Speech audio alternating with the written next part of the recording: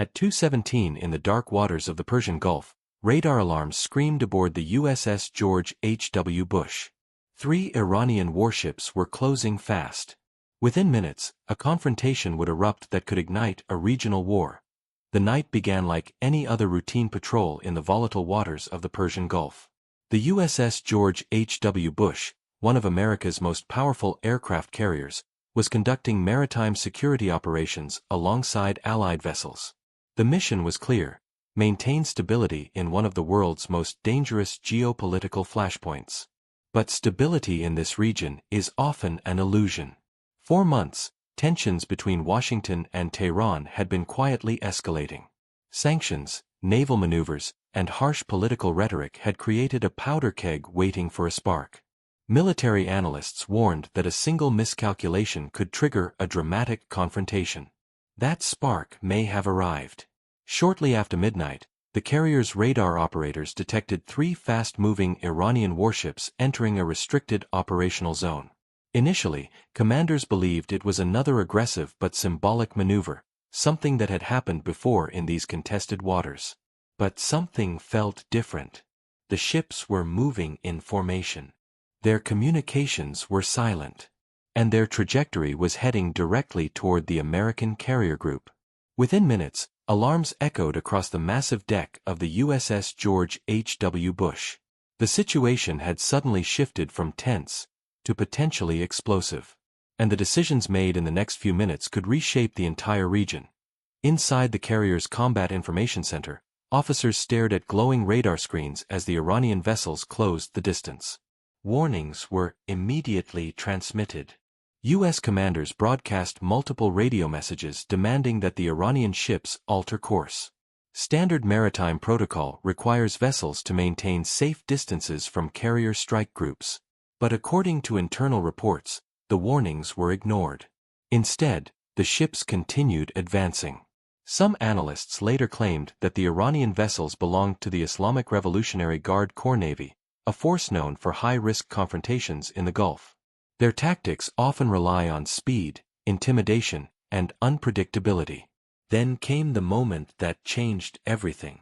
According to the fictional scenario reports, one of the Iranian ships allegedly activated targeting radar directed toward the American carrier group.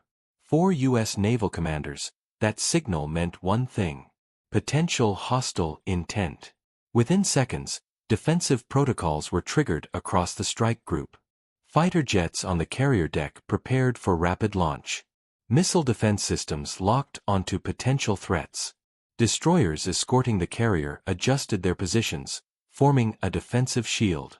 Meanwhile, political leaders in Washington were being briefed in real time.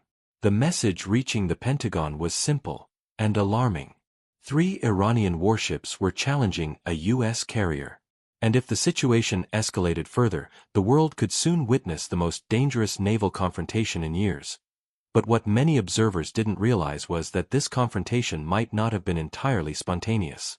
According to leaked intelligence in this fictional scenario, U.S. surveillance aircraft had been monitoring unusual Iranian naval movements for nearly 48 hours before the encounter. Satellite images reportedly showed multiple Iranian vessels repositioning across key choke points in the Gulf. Intelligence analysts began to suspect that Tehran was preparing a calculated show of force, possibly to test American resolve in the region. Then came a classified briefing that would change the tone of the entire crisis. Sources inside the Pentagon claimed that U.S. intelligence had intercepted communications suggesting a coordinated maneuver involving several Iranian naval units.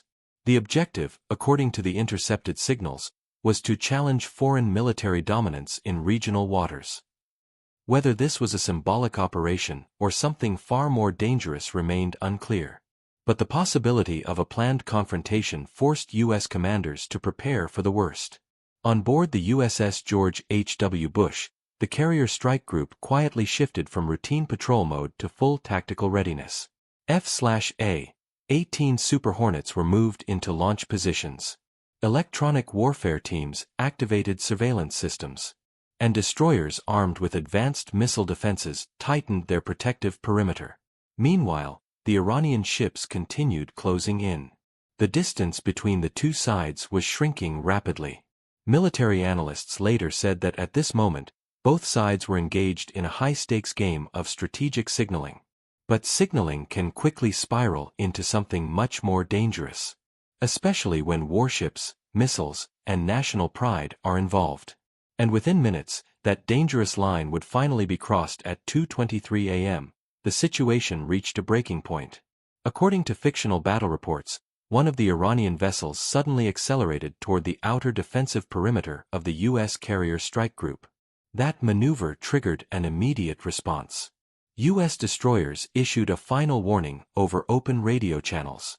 Moments later, a flare was launched into the sky, the last signal demanding the approaching ships halt their advance. But the ships kept moving. Inside the command center of the USS George H.W. Bush, the decision was made. Defensive action was authorized. Within seconds, American escort ships deployed precision warning fire across the water ahead of the approaching vessels. At the same time, carrier-based fighter jets roared off the deck, screaming into the night sky. The message was unmistakable. Turn away, or face overwhelming force. But according to the fictional scenario, the confrontation escalated even further. One Iranian vessel allegedly launched a missile toward the outer edge of the carrier group's defensive screen. Within moments, U.S. missile defense systems intercepted the projectile, destroying it in a bright explosion above the Gulf. That was the turning point. The United States responded with a rapid counterstrike designed to neutralize the threat before the situation spiraled into full-scale war. Precision strikes targeted the attacking vessels.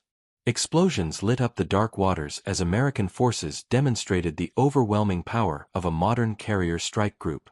Within minutes, the confrontation that began as a tense standoff had turned into a violent and chaotic naval clash. And across the world, as dawn broke over the Persian Gulf, the immediate confrontation had ended, but the political shockwaves were just beginning to spread. In Washington, emergency briefings dominated the halls of power.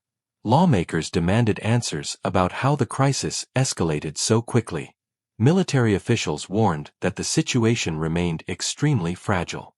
Meanwhile, Tehran issued its own statements, accusing the United States of aggression and vowing that Iranian forces would defend their sovereignty. Diplomats rushed to prevent further escalation.